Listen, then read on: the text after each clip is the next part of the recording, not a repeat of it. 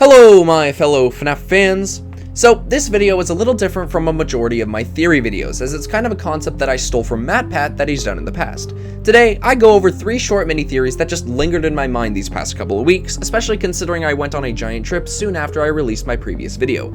And as many of you guys know, a lot of thinking is done when you're trapped in a car for 3 days straight. So, because Rune is coming out in a few days from this release, I decided that before I make my final thoughts before going into the game, I decided to cough up some things that I wanted to get out before I make my mega stream for the game. Don't forget to like and subscribe, and let's get into theory number 1. Henry was framed for the missing children's incident. One of the biggest plot developments when playing through FNAF 1 is that the reason that the animatronics are possessed is due to the murders that happened. Even though it's obvious that the outside world has no clue what's going on, we do because the animatronics are trying to kill us in a fit of rage. Debatably, but that's another theory for another day. However, in those same newspaper clippings, we find out that a suspect was convicted and taken into custody. This is basic FNAFing 101, as it is literally the main lore of the first game. However, now that we are so many games in the future since the beginning, we now know that William was definitely not convicted for the murders of the MCI, because William literally opens Circus Baby's Entertainment and Rentals under Afton Robotics to the public and ships out animatronics for new restaurants after Freddy's closes. So then, the real question is this: if William was not taken into custody and then released, why wouldn't the newspapers ever say that? It simply says someone was convicted, yet no bodies were ever found. Some people may point to the Silver Eyes, showing how William went into hiding immediately after being caught and released, but in the games it specifically says that someone was convicted. If someone was convicted, it means they were deemed guilty of a crime committed, meaning a full sentence would be served unless somehow proven otherwise, which was never the case for the missing children's incident. We also see from the movie trailer that William is going under a fake identity, Steve Raglan, and in some ways connected to hiring when it comes to the Freddy's locations. This takes a page out of the Silver Eyes, where William went under the fake identity of Dave Miller. So what this definitely seems like is that it's trying to clear his name to make sure he was never linked to the last name of Afton in all continuities, and therefore it seems as though he got off completely free. So that begs the question: who took the conviction in court if it wasn't Afton? Henry. And if we're being completely honest, it only makes sense that it was Henry. When you look at what was known to the public outside of the actual murders themselves, one of the few things that the police definitely did know was that someone used a Spring Bonnie suit in order to murder the missing kids. We get clear confirmation from the novels that it was both William and Henry who built the Springlock suits, and were very likely the only ones who knew how to truly use them properly due to the fact that there were so many Springlock failures from suits by casual employees at both Freddy Fazbear's Pizza and Fredbear's Family Diner. If there were no other suspects that involved proper use of the Springlock suits, since William Afton might as well have been considered dead, Henry would be the only one to fit that bill. Some people might argue Phone Guy would have known about the Springlock suits as well, but Phone Guy's call from Night 6 in FNAF 2 clearly shows that even after the false walls had sealed the safe rooms, Phone Guy was extremely shocked that anyone would have been back there. The place is closed down, at least for a while. Someone used one of the suits. We had a spare in the back, a yellow one. Someone used it. Now none of them are acting right. Listen, just finish your shift. It's safer than trying to leave in the middle of the night. Taking into account that these tapes were probably shown in court before FNAF 2 had opened once again, Phone Guy would have been very likely proved to be completely unaware of the situation that happened at Freddy's. Henry, on the other hand, if he is still in some sort of control of Freddy Fazbear's Pizza and was probably high up in command, would have very likely been not only aware of the false wall over the safe rooms, but also was the one who instructed Phone Guy to make the tapes about the Springlock suits in general to wear them properly. Since it was very likely that William was only in charge of the business side of Freddy's in the games as well, Henry would be very likely completely responsible for the safety of the use of the suits. This would probably make him far more of a suspect in the murders than William ever would have been, since in court he could plead that he had no clue how to wear them correctly, since we never see him actually wearing them in the games. While we don't see Henry wearing them in the games, we do know from Charlie's dialogue that he wore them in the books, and therefore performed a lot more shows than William would have if he was just in charge of the business side. The second point to make about Henry's possible conviction is the murder of his daughter. Since we know that Security Puppet was specifically designed to manage anyone with a green wristband being only one person, then the police could very well have drawn the conclusion that the murder of Henry's daughter might have been intentional. We see that the puppet goes outside of the building and ends up being seen directly next to Charlie at the end of Security Puppet, and that would have been where the police investigated. Granted, the puppet does show up again in FNAF 2, meaning that Henry could very well have stored the robot at some place before putting it into the FNAF 2 location, but the events could have very well been made public, likely from the bite victim reporting to the police or William reporting to the police to try and frame Henry. However, it's the last point that really does make you think about whether he was convicted or not. Because we know that nobody was in court for the kids going back missing in 1985, the fact that the FNAF 2 location goes on lockdown after the Save Them incident shows that an investigation was definitely done there. We see that the bodies of the kids were not stuffed into suits in the Save Them kids, meaning that this time a murderer would definitely have been identified and therefore brought to court. The prime suspects of court would very likely have shown up, maybe even including William. However, if William had gone under a new identity, whether it would be Dave Miller, Steve Raglan, or literally any other name, he wouldn't be linked to any form of beginning of the company, meaning that he would have no relation to making the spring locks, leaving Henry the only character who could possibly be convicted for these kinds of murders. After Henry would have realized that his chances of winning in court would have gone downhill, he would very likely have seen a death sentence coming his way for the murder of 11 children charged at him. So, to make his load lighter and prevent a death sentence, but rather prison and life, he would have pled guilty for the crimes. However, when William, as Springtrap, is uncovered by Fazbear's Frights decades later and is shown to be alive, it would have proven that Henry was not the one who was responsible for the murders of the kids. Whether the police would have known that it was William who was inside the suit or not is debatable, but I don't think that they would have believed that it was him. Therefore, they would release Henry early from prison due to wrongful conviction, and therefore give Henry the freedom to finally end the company in FNAF 6. After the destruction of William in FNAF 6, the events would have been made public that he was indeed the murderer of the missing kids. So, the CEO for their elaborate cover-up would have made the "nothing was ever proven in court of law" message in Help Wanted specifically directed at William. So, was Henry convicted for the MCI? Yes, I think so. Theory number 2. Elizabeth was adopted. Of the theories in this video, this is the one that I am least confident about, simply because it has basically no effect on the story in any way. And this theory revolves around a timeline dilemma that I have kinda gone over in one of my shorts from the movies, but it has caused me to rearrange the timeline of Elizabeth's murder. Before I start, this theory is actually not very recent. It's actually a theory that I've had rattled in my brain for almost 7 years now since the release of Sister Location. But anyways, let's get started. Let me just say right now that even though I made this theory, I still definitely do believe Elizabeth is an Afton due to her British accent and the character encyclopedia giving her that last name. When I first played Sister Location, even for my young theorizing mind when I first played the game, I always thought it was so weird that The Immortal and the Restless featured a story revolving around Vlad talking about how the baby isn't his, and how the story features a baby that acts like his father throughout the whole story. It always felt like not a coincidence that the main characters was literally named Baby. Even though this was a thought of mine, I always just assumed it really didn't have any relation to the main story. However, now with far more things presented to us, it has caused quite a few light bulbs to come to mind. The Immortal and the Restless seems pretty clear that it's supposed to give us some insight on the relations between William and his wife. Vlad parallels William and Clara parallels Mrs. Afton. Now, even though many people have concluded that the baby parallels Michael due to being a boy, I am actually more keen to believe that it parallels Elizabeth. Something many people have forgotten is that Baby seems to act a lot like her father. In both the Night 1 and Night 2 Immortal and the Restless shows, the baby acts like his father, where he sleeps on a ceiling fan, turns his bottle into powdered milk, and gets knocked out of the air imitating a flying vampire.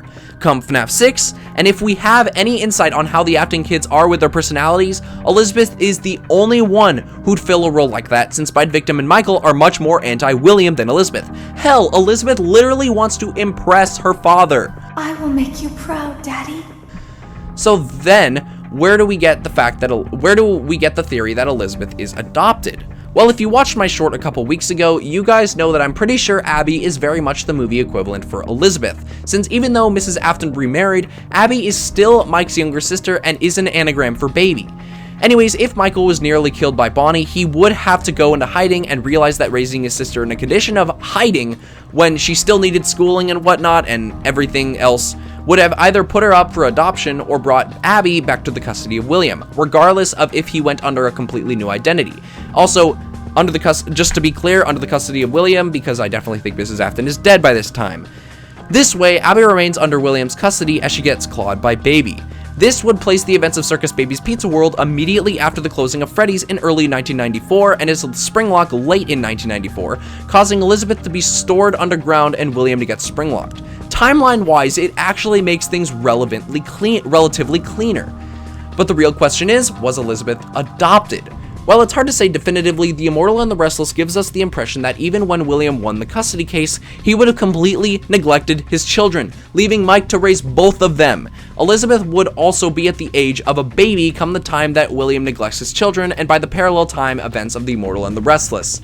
If Abby is around the age of 10 to 11 in the movie, being 1993, that would place Elizabeth at the age of 1 in the FNAF 4 minigames. And looking into it, it actually makes a ton of sense. The reason we wouldn't have seen her in the FNAF 4 minigames in a room is because Mike is such a terrible babysitter. He would have dropped her off at a nursery or a daycare so Mike can do whatever the hell he wants and probably ease his load in babysitting the bite victim. We also know that Mangle is described as a project for toddlers to play with. To keep the toddlers entertained, you know. But kids these days just can't keep their hands to themselves. The staff literally had to put Foxy back together at the end of every shift. Eventually they just stopped trying and left him in some kind of take apart, put back together attraction. Now he's just a mess of parts. I think the employees refer to him as just the Mangle. If Elizabeth was a toddler in FNAF 4, this would have very well been a project she would have enjoyed. It also would have suggested that William would have recommended this style of play in FNAF 2 if he was actually an employee there, which he definitely was. He was in the night guard before Jeremy and then switched to day guard. Yeah, that was William. If my Elizabeth CEO theory is correct as well, then Abby would still have been under Mike's custody by FNAF 2 and have seen the events play out for herself. At least the one day that Michael is actually there posing as Fritz Smith. It means that Elizabeth must be alive in the games as well, and then later under William's custody, because with the evidence from The Immortal and the Restless and from what we see in both Midnight Motors and the FNAF 4 minigames, it seems as though William had no relation with his kids for quite a while. But when William realizes that he can have a second chance later on, he decides to figure out a way to adopt Elizabeth. So yeah, that really does bring up the question of his motive, but it doesn't necessarily have to be evil. It would also make sense why Michael doesn't feel regret in the FNAF 4 minigames or in the logbook for Elizabeth like he did for his brother, solely due to the fact that Elizabeth would not have died under his custody. So, was Elizabeth adopted in the games? Possibly. Is it still possible she was under William's custody the whole time? Absolutely. And finally, we're gonna get into the most controversial theory in this video, being theory number 3, William Afton is possessing Mimic 1. Even though this theory is definitely going to be hated, from my analysis of reading the Tales from the Pizzaplex books 5, 6, and 7, I have made the conclusion that William is most certainly possessing the Mimic 1 program. The reason why this theory is controversial is that so many people are starting to grasp onto the theory that the Mimic is actually acting like William because it wants to be like William, aka an AI version of him through mimicking action. But the simple reason why so many people are accepting this is because of social contagion. If you actually do research, this isn't even close to the case.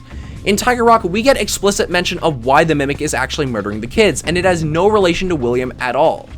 One of the dolls stared at Mimic. The Mimic determined that the doll should be handled the way it had learned to handle all endoskeleton-like objects. Some objects had a head, a torso, 2 arms, and 2 legs. The Mimic was programmed to break off the limbs and heads.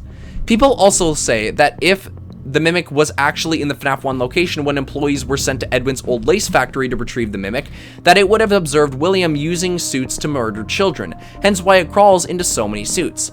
I don't want to be one of those toxic guys who thinks everyone else's theories are bad, but sorry guys, this is crap theorizing. If you actually have read the Mimic in its entirety, the Mimic was already crawling into animatronic costumes before it could have possibly observed William.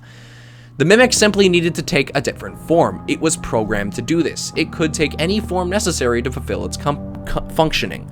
Anyway, this isn't the basis for my theory. I just wanted to clear this up because people are blindly accepting this when it simply is just untrue. From some other people who have also realized this, I can also see why people might be confused with how I drew the conclusion that William is possessing Mimic 1, since some other people believe that in order for Glitchtrap to actually be a thing, then it must have observed William at some point at the MCI, which is why Tiger Rock knows how to play hide and seek, just like the Mimic did, mentioned in Epilogue 6. However, this hypothesis is also incorrect, since knowing how to play hide and seek was likely due to David playing hide and seek with Mimic back in the 80s, and due to the fact that the Mimic 2 was an advancement of the original project when Edwin came back to Fazbear Entertainment, meaning it would never have seen William.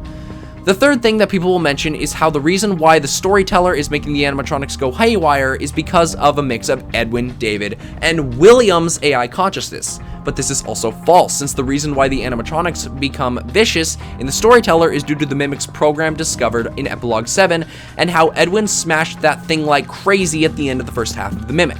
The simple reason why Edwin knows exactly why the animatronics are glitching out is because it just observed Edwin and David. So with all of this in mind, if the Mimic never observed William, why does Glitchtrap exist? One simple answer: possession, and I'm about to tell you how. Recent theories, as well as people saying it isn't even debatable, have said that the corpse inside of Burntrap's body was Kelly's corpse. I've gone on to reject this for so many reasons, but one of the main reasons I've rejected this is often due to the fact that Scott had to find another way to make the Mimic stingers actually interesting, and he didn't want to have another kid killed by the Mimic in a super boring way. So he decided just to kill her off in the most gruesome way he could think of. I doubt when Scott wrote the story he would have thought that people would have thought that this is the origin of Burntrap's corpse. Anyway, in order for the storyteller attraction to actually work, the Mimic program must be copied from underneath the building, meaning that someone will indeed turn the Mimic off by the end of the epilogues.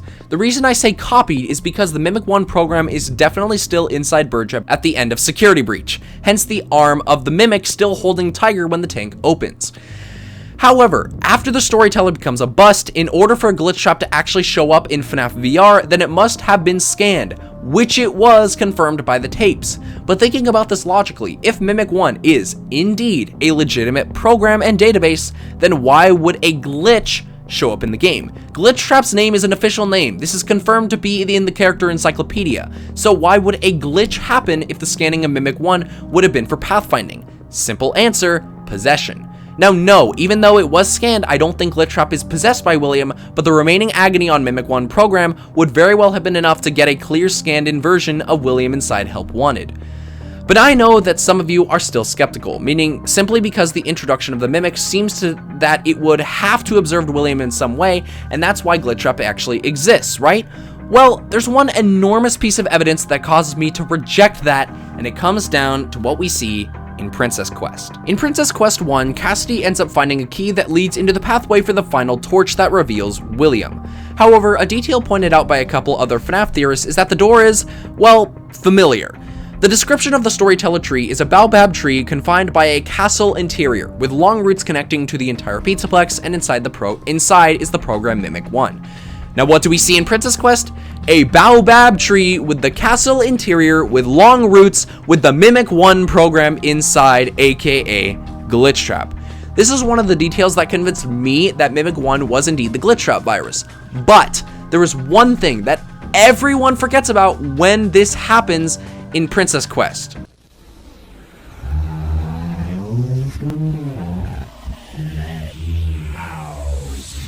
That is no observation from William. That is his direct one-off phrase. "I always come back" was a phrase we ever heard from Scraptrap, meaning that this has to be a William possession. The Mimic would have never observed William saying that because the "I always come back" was an evil slogan for surviving twice by the events of FNAF 6. No Mimic ever observed William that way. This is possession. But before I wrap this video up, the real question is, how did William end up possessing Mimic 1? Well, remember what I said earlier about rejecting Kelly's corpse being inside Burntrap? If we're to take in the fact that someone had to go down to the FNAF 6 building to retrieve Mimic 1, then it has to be William's corpse inside of Burntrap. If the man in room 1280 suggests that Cassidy kept William's corpse alive before she gave up, it would give the perfect amount of time for William to end up becoming part of Burntrap, aka the Mimic, and therefore the program inside of the Mimic. This would probably make the person who did this not Vanny, since that's pretty close to the events of Security Breach. But whoever it was knew damn well that William was possessing the Mimic 1 chip. And if you know me, you know who I think that is. But anyways, guys, thank you all so much for watching this video. I had a blast making these theories, and I really hope you guys look into them for yourselves to see if I missed anything important that could feed into evidence for these theories. I hope you all have a great rest of your day, and as always, peace out.